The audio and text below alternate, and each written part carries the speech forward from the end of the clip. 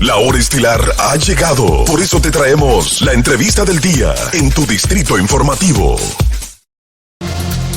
Muy buenos días a aquellos que nos sintonizan ahora, son las 8:19 de la mañana, vamos al trabajo y con nosotros está en este momento nuestro invitado especial, economista y exgobernador del Banco Central de la República Dominicana, José Malcún. ¿Cómo está? Muy buenos días, gracias por acompañarnos en este día en Distrito Informativo. Gracias a ustedes por la invitación. Acérquese un poco al micrófono, vamos a conversar porque ahora mismo vivimos un tema económico que mundialmente está afectando a todos los países y por supuesto a nosotros en República Dominicana.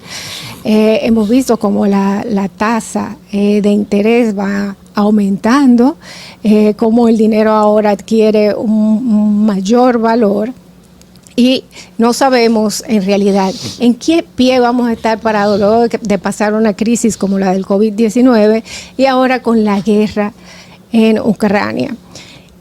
¿Cuál es su visión del futuro inmediato de la economía en República Dominicana? Gracias. Gracias a usted. Bueno, un comienzo era complicado, pero vamos a ver. Vamos a partir del 2019, fue un año relativamente normal. Llega el 2020 y viene la pandemia. ¿Qué pasó en la pandemia? Los gobiernos, para evitar un colapso total de la economía, deciden, a través del Banco Central, dar facilidades financieras. O sea, hubo una enorme expansión monetaria. Aquí, en toda América Latina, en Estados Unidos, en Europa. ¿Para qué? Para que los bancos usaran ese dinero, esas facilidades que le dio el Banco Central, a fin de prestarle a las empresas a tasas muy favorables dinero a fin de que pudieran mantenerse vivas, porque muchas recibieron hasta créditos estando cerradas, pero tenían costos fijos que tenían que pagar y empleados que tenían que mantener. El gobierno, por su parte, desarrolló los planes famosos aquellos de fase 1, fase 2, fase 3 para complementar el salario de los empleados,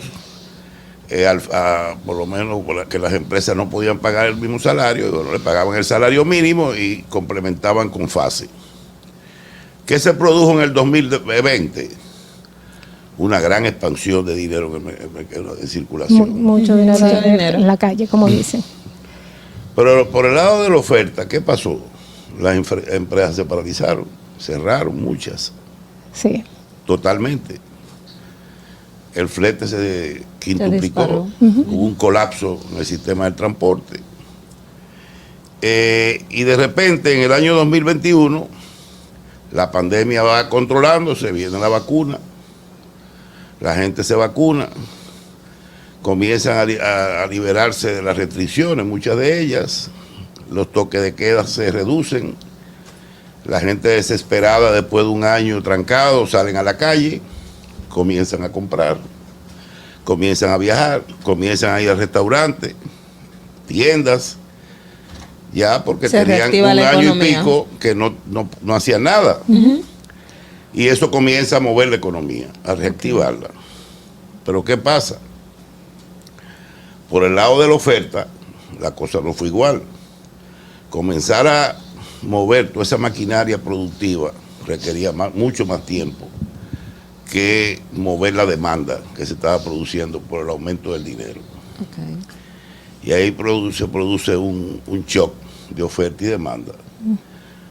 La demanda se dispara, pero con una oferta restringida, y eso genera aumento de precios. Y el año pasado, ¿qué pasó? Cerramos con una tasa de inflación de 8.5%. El doble de la que se supone que el Banco Central tiene como meta, que es un 4%. Hasta ahí está bien. Crecimos bastante, obviamente, porque hubo mucho consumo, hubo mucho crecimiento y todo, pero también hay que ver que parte de ese crecimiento no fue solo un crecimiento real, fue un crecimiento producto de la caída del PIB en el 2020, que el presidente Fernández llamó un rebote, pero no debió decir que fue un rebote, porque no lo fue. Fue parcialmente un rebote. Rebote estadístico. Hubo un rebote parcial, pero hubo un crecimiento real. Sí, porque si tú tomas como base el 2019 también y aumentó. compara 20 con 21, el crecimiento real fue de 4.8. O sea, la economía creció. No 12.5 porque hubo que compensar la caída del 2020. O sea que por un lado hubo un rebote, pero por otro lado hubo un crecimiento real. Entonces ahora la perspectiva ¿cuál sería? Todo está bien hasta ahí. Comenzamos el año 2022 de nuevo pensando que los precios iban a caer de nuevo a la tasa, a la meta. Que las cosas se iban a normalizar un poquito más. Que el crecimiento iba a bajar, por supuesto. Que iba a bajar los fletes. 6, que todo iba a moverse dentro de lo que venía antes de la pandemia. Todo iba a volver otra vez a cierta normalidad. Estalla la guerra de Ucrania. El petróleo se dispara a más de $120 el barril. El maíz, el trigo, todo vuelve, se dispara también. Y la inflación vuelve y se dispara. Y en enero comienza nada menos que con 1.8. En febrero baja un poco y en marzo también por la congelación de los precios de los combustibles y otras medidas que se tomaron. Y el crecimiento que estaba previsto en 5.5 a 6, ahora se habla de un 5 y yo no estoy seguro si va a ser un 5. ¿Cree que sería un 3? Menos. No sé, es muy difícil decirlo. Porque tú tienes un futuro ahora mismo. El tema del dinero, de la expansión del dinero, ¿cómo se está resolviendo? Eso es fácil resolverlo, aumentando las tasas de interés y recogiendo el dinero. Eso es lo que están haciendo los bancos centrales. Están recogiendo, ya el Banco Central de aquí recogió como la mitad del dinero que había en la calle. Y además aumentó la tasa de un 3%, que era la tasa de política monetaria, a un 5.5%. Y los bancos también ya comenzaron que todavía no se ha recibido la tasa. Ustedes van a esperar dentro de 2 meses o 3 que la tasa va a seguir subiendo, la tasa bancaria. La bancaria. Eso va a restringir la inversión. Y va a afectar el crecimiento. Claro, porque eso es diciéndole, por ejemplo, un tema de un préstamo, si el préstamo estaba a una tasa, a un 5.5%, dentro de 2 meses, ese porcentaje de ese préstamo o de los nuevos que estarían ofreciendo podría estar en un 7. La tasa aumenta. Exactamente. Entonces, esa parte tú la podías controlar sin problema, pero ¿cómo tú controlas una guerra? Imposible. no. Ya no. Ya ahí yo no puedo decirle a ustedes lo que va a pasar en el futuro. Pero yo sí le puedo decir que si la guerra sigue hasta fines de año, que es lo que yo preveo, este año el crecimiento, como digo, va a estar debajo de la meta. ¿Y la inflación, y la inflación va a estar estaría? realmente va a seguir alrededor de un 8%, que es muy alta. Altísima. Mira, tengo una pregunta precisamente que usted mencionaba ese 8. Ayer, de hecho, el presidente de Estados Unidos, Joe Biden, habló de que la inflación representa una de sus grandes prioridades porque precisamente hoy se espera que se anuncie la nueva, pues los datos relacionados con la inflación. Y Estados Unidos ahora mismo está presentando una inflación de 8.1%, la última de marzo, que dice que es la más alta hace ya más de 30 años. Me gustaría saber cuál es la relación o los efectos que puede tener a nivel nacional esa inflación que se registra, que se está registrando en Estados Unidos y que se sigue registrando. El efecto es básicamente el aumento de las tasas de interés de la FED, de la Reserva Federal. Eso nos afecta. La Reserva Federal acaba de hacer un aumento de 0.50 puntos. O sea, aumentó 0.25 puntos y ahora 0.50 puntos. Estamos hablando ya de que la tasa está en 1.25 y va a seguir aumentándola. ¿Qué pasa con eso? Primero, hay que evitar la fuga de capitales. Entonces tú tienes que hacer que el Banco Central de aquí vaya ajustando su tasa también. Va a subir. O sea, va a seguir aumentando en la misma medida. Sí, porque si no, mucha gente mueve el dinero y tenemos que evitar eso. Segundo, eso afecta también o va a afectar Otras variables como las remesas, probablemente. Como usted ha visto, las remesas, aunque están bien, pero han ido por debajo del año pasado, no va a ser lo mismo. La inversión extranjera se puede afectar. La colocación de bonos dominicanos, ese es otro problema. Porque podemos llegar este año a colocar los bonos que faltan a una tasa por encima de la que lo colocamos el año pasado, que fue muy buena, 5.5, algo así. Y de hecho, con la mejoría en la calificación de riesgo país, se suponía que este año podíamos colocar los bonos más baratos, 5%. O sea, mientras un país es más seguro, tú puedes bajar las tasas. El inversionista invierte en un bono de un país por seguridad, no por tasa. No por tasa. Si tiene seguridad que lo va a recuperar, prefiere eso que una tasa alta a expensas de que no recupere o que pierda su dinero. Bueno, eso nos pasa a nosotros cuando vamos a la banca, que uno quiere poner un certificado y tú dices, aquí está demasiado alto, esto a mí no me cuadra. Nunca metas dinero, te están ofreciendo una tasa. Mucho dinero. Eso es un peligro. Inseguridad. Entonces, ¿qué pasa? Esa colocación de bonos puede afectarlo, como también puede afectarnos las exportaciones. Y las mismas importaciones que se pueden hacer más caras. O sea, el efecto es un efecto dominó, tiene efecto en muchos aspectos. Pero nosotros tenemos que movernos en ese terreno, ajustar nuestras tasas para ir equilibrando con las tasas de la FED, de manera que afecte lo menos posible la economía de nuestro país. Hola.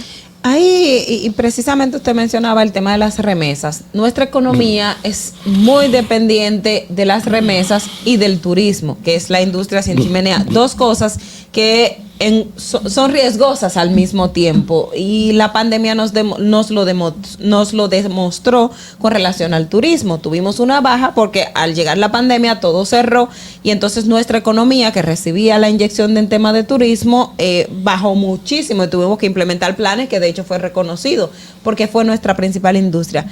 Esta fragilidad de estas dos principales fuentes que nosotros tenemos en República Dominicana, ¿cómo lo va usted a un más largo plazo? O sea, si nosotros seguimos dependiendo de esos dos ejes fundamentales. Mira, en realidad la economía dominicana tiene una pequeña ventaja, que hasta cierto punto se ha diversificado en materia de sus ingresos externos. ¿Cuánto recibimos al año de dólares? Bueno, 35 mil millones el año pasado. Exacto. ¿Cómo se distribuye esos 35 mil millones? Remesa, casi 12 mil millones. Zona franca, creo que 7 mil y pico de millones. Exportaciones de todo tipo, incluyendo minería, tradicional, etcétera, como 10 mil millones.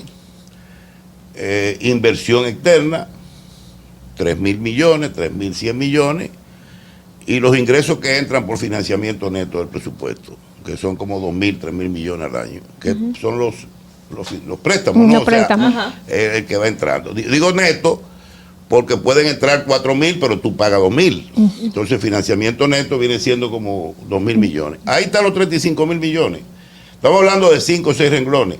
Hay países en América Latina que en 2 renglones o en uno representan el 60 o 70% de sus ingresos en divisas. Bueno, Venezuela siempre fue así. Venezuela, de todos sus ingresos en dólares, el 70% del petróleo. Hay otros países que están más diversificados, depende de su nivel de industrialización, su nivel tecnológico, su nivel de desarrollo. El país, mientras más se desarrolle, no tenemos todavía mucho campo de la minería, mucho. Lo que pasa es que aquí hay una obsesión con el tema ambiental. Porque no nos queremos ver en el espejo de muchos países que han explotado su minería y se quedan sin. También hay estudios y medidas que contrarrestan los efectos ambientales. Pero hay veces que personas se obsesionan con eso. Hay que respetarlo. Tienen que respetar las opiniones ajenas. Pero en realidad, en la minería tenemos nosotros un campo inmenso. Y ojalá podamos descubrir gas. Ahí estamos buscando gas, sí, ahí en el sur San Pedro, por San Pedro, ¿no? Y así sucesivamente. Igualmente las exportaciones agropecuarias. Podemos duplicarlas si queremos. Sí. Mira, aquí se exporta de mango 60, 70 millones de dólares. Ustedes no lo sabían. Bueno, y en guineo, estos días- y guineo, en estos días- Cacao. y el guineo. en tabaco el año Poco. pasado, en cigarros, 1,000 y pico millones de dólares. En estos días también, bueno, pues se aprobó la República Dominicana como exportadora de carne hacia Estados Unidos. También abrimos el mercado de carne. Muy buena observación. Tenemos un mundo por delante para seguir aumentando y diversificando lo que son las exportaciones. Eso es muy importante. No depender nunca de una o dos cosas. Como tú dices, el turismo se puede caer, Exacto. como se cayó. ¿Cómo se cayó? Exacto. Y las remesas se también. pueden Y caer. este año puede haber una crisis en Estados Unidos otra vez, como la Como hubo la en de los años 2008, Sí. que las remesas hicieron así, se derrumbaron. Yo tengo una pregunta y va un poco dirigida. Bueno, obviamente usted escribe para Acento, yo trabajo en Acento. En las cosas que usted ha escrito, porque muchas veces nos enfocamos en informaciones que tienen que ver con la inflación, que tienen que ver con lo que tiene que hacer el gobierno para frenar la inflación, para controlarla. Pero muchas veces no nos dan la información a nosotros los ciudadanos sobre qué nosotros podemos hacer frente a procesos inflacionarios como el que llevamos hoy en día, y usted ha hablado sobre esos temas, ha escrito sobre estos temas, sobre algunas tácticas, qué puedo hacer yo, Natalie Faxas, para enfrentar la inflación. Yo he escrito en Acento de eso, ¿no? Orientando a la familia qué tienen que hacer, ¿no? Sí. Ahora oriéntelo un poco a nuestros Es un poco ensayos. difícil, porque tú sabes que la República Dominicana está dividida en diferentes clases sociales, como están todas las sociedades. Hay clase baja, pobre. Hay clase media baja, que está rayando la pobreza. Hay clase media media, que puede tener un nivel de ahorro, pero consume gran parte de su ingreso. Y hay una media alta que tiene ahorro, o mucho ahorro. No voy a hablar de la de arriba, que son pocos, ¿verdad? En primer lugar, yo decía que algunos hábitos de consumo y algunas prácticas o costumbres en materia de compra de bienes alimenticios, definitivamente hay que cambiarla. Hay que aprovechar primero los supermercados que tienen líneas propias de productos que fabrican con su marca, cuyos precios a veces son 20 y 30% menos que las marcas originales. Que hay gente que Si te cuestionan eso, que alguien Yo, compre estas marcas el 70% populares. de mi carrito lo meto yo eso en esa marca. Yo también. Yo con eso no te Lo oriento. que dice la marca blanca, Marca que son Sea blancas en pan, sea supermercados. detergente, sea latería, sea de todo, yo meto todo ahí. Todo. Entonces, eso es una forma de... La otra, por ejemplo, las clases más necesitadas, aprovechar los mercados. Yo a veces voy a un mercado, a ese de la feria ganadera. No es barato. Sí, yo El me de lo encuentro Villaconsuelo es caro. más barato. Pero el de ese mercado de... El Mercado Santo Domingo es muy barato. Ese es muy barato. Pero Ese es te muy dura una hora. Para ir hacia allá. Entonces, si Exacto. tú vas, tienes que comprar mucho, porque va a gastar más gasolina. Exacto. Exactamente. Te sale más caro la sal que el chile. El de aquí, el de la feria, tú te puedes ahorrar hasta un 10 y 15% respecto al supermercado. Y yo lo he probado. Sí. Desde la yuca, el plátano, los víveres, la carne, es considerablemente mejor comprarla ahí. Porque son carnes que son carnicerías. Son No es lo frescas mismo también, productos exacto. frescos. Se ahorra 10 o 15. Quizás si va a Villa Consuelo te ahorra más. Y si te pares una camionetica que vende plátano a 8 pesos, bueno, va a comprar plátano a la mitad del precio de como está en el supermercado, que yo lo he hecho. Sí. Cuando yo voy a esa camionetica me compro los plátanos. Entonces, eso depende. O sea, tiene que acostumbrarse a cambiar lo que compra y también dejar de un lado algunos lujos, algunas exquisiteces. A mí me gusta mucho el prosciutto. Yo siempre lo compraba. Ay, rico. Eso es caro. A mí me encanta. No, sí, porque costaba 700. La libra. Ahora Sí. ve a buscar el pico ya. Prosciutto, no lo meto en el carrito, te lo juro por mis hijos. No estoy hablando un cuento, no es así. Sí. No, sí, hay así que no lo voy a comprar. Exacto. Yo quiero hacerle una pregunta en cuanto a esto mismo de la inflación y lo que está haciendo el gobierno en este momento con la tasa cero, que ya fue promulgada, pues ya se va a hacer, se van a traer productos de diferentes lugares en tasa cero. ¿Va a tener en realidad esto un impacto positivo en contra de la inflación? Mira, la tasa cero, voy a explicarte lo siguiente. En todos los países de América Latina están haciendo casi lo mismo. Algunos están bajando los impuestos a los combustibles por 6 meses. Aquí se habló de eso, quitar el ad valorem por 6 meses. Pero ¿qué hizo el gobierno? Prefirió congelarlo, que lo están haciendo también en otros países. Pero El le está efecto es el saliendo mismo. caro. En la semana pasada fueron 1.430 millones de No pesos. importa, que le salga lo que le salga, tiene que hacerlo. Tiene que proteger y no puede permitir que la gasolina suba porque te va a producir un efecto inflacionario brutal. Sí. Segundo, la tasa cero. Hay muchos países también han aplicado tasa cero a los alimentos. ¿A quién beneficia eso? Bueno, al país entero, 10 millones, 11 millones de habitantes, y más que nada los 5 millones que están en la escala más baja de salario, pobres y clase media baja, van a recibir los alimentos. Ahora, eso es 6 meses nada más, pero va a tener un efecto, puede tener un efecto negativo en algunos sectores productivos. Tú dices, ¿a quién van a afectar? 200.000 productores, 150.000 productores, sí es posible. Nada en la economía, ninguna decisión que tú tomes tiene un Beneficia a beneficio todo sin el un mundo. costo. Exacto, todo tiene un costo. La economía todo tiene un costo. Pero estamos hablando de consumidores, que es el país entero. Entonces tú tienes que bajar ese precio. Lo que hay que controlar, y aquí se lo digo claro, controlar lo que se importa y la cantidad que se importa. Para que no vengan estos especuladores, hijo de puta, a traer cantidades enormes de productos, invadir el mercado Y y entonces tirar los precios y después que se acaban los 6 meses, Ajá. mira, espérate, yo tengo. No. Eso Controlar hay la que llevar un cantidad. control estricto. Hay una comisión que se creó Tengo para entendido eso. también que hay una especie de control Sí, sobre hay una eso. comisión que lo va a controlar. De manera que esas medidas, como también las medidas que se están tomando para ayudar a la gente, se han aumentado las tarjetas de Supérate, Supérate. el aumento al subsidio al diésel, en total 15 o 16 mil millones en 3 meses.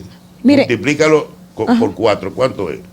Uy, Son casi 65 mil mil millones. millones, de exacto. pesos. Si la guerra dura hasta diciembre, el gobierno va a tener que gastar extra presupuesto, ojo, porque el gobierno tiene su presupuesto de asistencia social, eso está ahí. Pero que no está en el presupuesto, como es el combustible, al año va a haber una brecha de 60 o 70 mil millones.